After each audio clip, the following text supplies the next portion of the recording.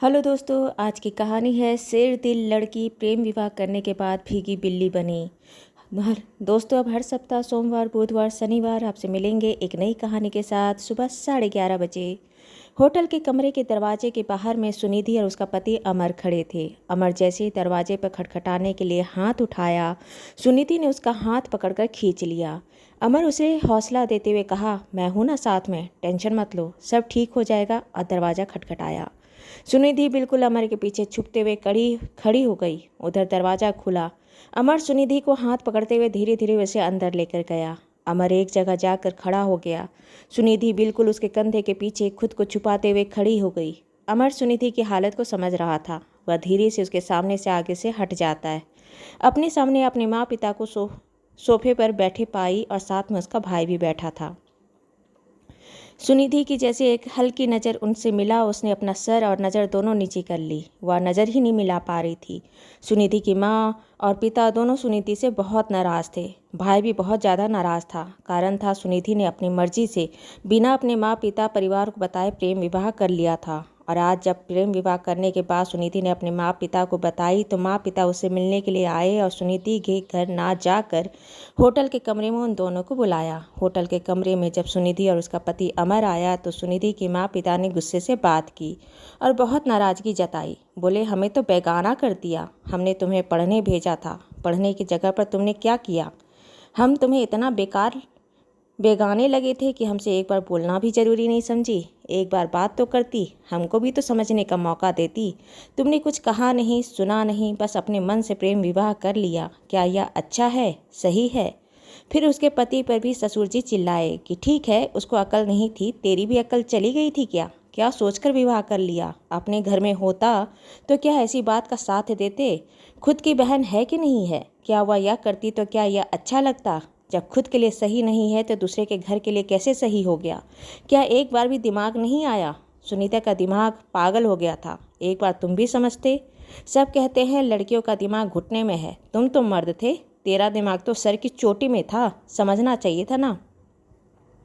सुनिधि बिल्कुल सहमी बस अपनी आंखों से आंसू गिराते खड़ी रही। आधा एक घंटे के बाद अमर अपने सास ससुर की गुस्सा भरी बातें सुनकर और सुनिधि अपने माँ पिता का नाराजगी और गुस्सा देखकर चुपचाप वापस अपने घर आ गए। सुनिधि के माँ पिता वापस अपने घर को लौट गए। 1 महीने बाद सुनिधि की माँ ने सुनिधि को फ़ोन की, कही, बहुत दिन हो गए हैं, आराम से घर आओ, जैसा हमेशा आती थी। ये तेरा घर है, जो कुछ भी हुआ जैसा भी हुआ, लेकिन रिश्ता तो नहीं बदलेगा, आओ। सुनिधि के पति अमर ने कहा, सुनिधि घबराओ नहीं, आराम से जाओ, वह तुम्हारा घर है, तुम्हारा परिवार है, टेंशन मत लो। मैं उनसे मिला हूँ, मुझे पता है वह दोनों गुस्सा बहुत किए थे, लेकिन तुमसे प्यार भी बहुत करते हैं और रिश्ता सुधारने का मौका मिले तो उसे छोड़ना नहीं चाहिए। सुनिधि को बहुत हौसला हुआ कि चलो, उसके माँ बाप से जो रिश्ता खराब हुआ था, जो उसके पिता इतने नाराज़ थे, कम से कम फिर से वह उन्हें अपना रहे थे। और उससे भी ज़्यादा कि उसका पति भी इतना समझदार था कि हर बात की गहराई और समझदारी से समझ रहा था। 1.5 महीने बाद सुनिधि अपने मायके घर गई। घर जाने के रास्ता में जाते समय सुनिधि बहुत घबराई थी, बहुत टेंशन था, बहुत शर्म आ रहा था उसे। अपने ही घर जाने में पहली बार उसे शर्म लग रही थी। कैसे अपने पिता से नज़र मिलाएगी, अपने भाई को क्या कहेगी। खैर, सुनिधि जब घर पहुंची तो सब वैसे ही थे जैसे हमेशा से थे और किसी ने उसे कुछ कहा नहीं।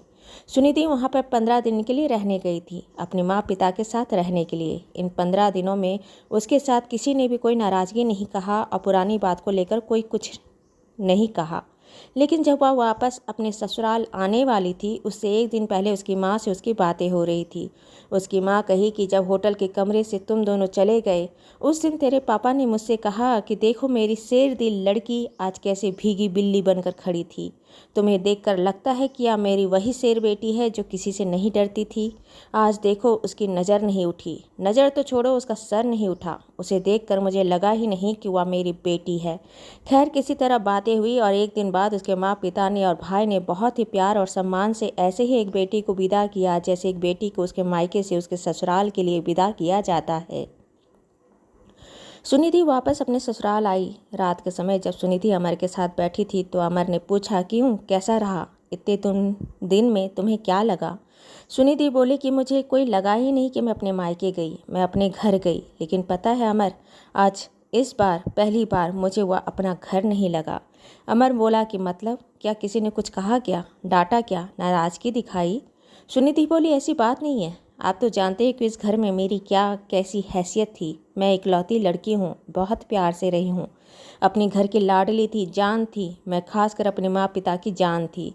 घर के बड़े बड़े फैसले में मेरा सलाह लिया जाता था और मेरे से हर बात डिस्कस की जाती थी। मैं अपने माँ पिता के हर फैसले में साथ होती थी, पिता भाई के हर फैसले में साथ होती थी।